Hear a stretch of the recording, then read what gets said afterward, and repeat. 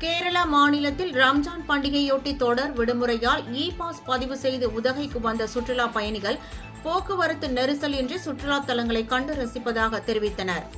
இதனிடையே பாஸ் முறையை ரத்து செய்ய கோரி உதகையில் முழு கடையடைப்பு நடைபெற்றதால் உதகைக்கு வருகை தந்த சுற்றுலா பயணிகள் அம்மா உணவகத்தில் காலை மற்றும் மதிய உணவு அருந்தினர்.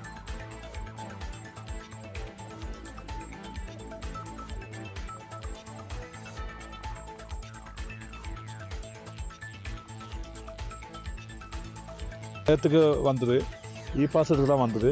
பாஸ் எல்லாம் மொபைல்லேருந்து சீக்கிரம் கிடச்சிது. கூகுள் சர்ச் பண்ணால் சீக்கிரம் கிடக்குது. நேற்றுக்கு இங்கே வந்த இந்த கடல் மட்டும் இன்றைக்கி கொஞ்சம் க்ளோஸு. அதாவது கொஞ்சம் பஸ் ஸ்டாண்டுக்கெல்லாம் கொஞ்சம் இடங்குது. வேறு ஒரு பிரச்சனை இல்லை, டிராஃபிக்கெல்லாம் நல்லா இருக்குது. இந்த கிளைமேட் ஊட்டி இன்னைக்கு இப்போ நல்லா சூப்பராக இருக்குது. குளிரெல்லாம் நல்லா இருக்குது. வேறு எதுவும் பிரச்சனையும் இல்லை. இந்த கேரளா பாலக்காடுன்னு வருது. ஊட்டி நான் ஒரு டைம் வந்திருக்கு. ஃபஸ்ட் டைம் இப்போ இந்த டைம் இந்த சிஸ்டம் கொண்டு வந்து கொஞ்சம் நல்லா இருக்குது. பாஸ் நாங்கள் நேற்றுக்கு நைட்டு 9:30 தான் கிளம்புனாங்க. அப்போது பாலக்காடுன்னு வரும்போதே அது பாஸ் நம்ம எடுத்த உடனே சிஸ்டம் வளர சிம்பிளாக அது கிடச்சிது.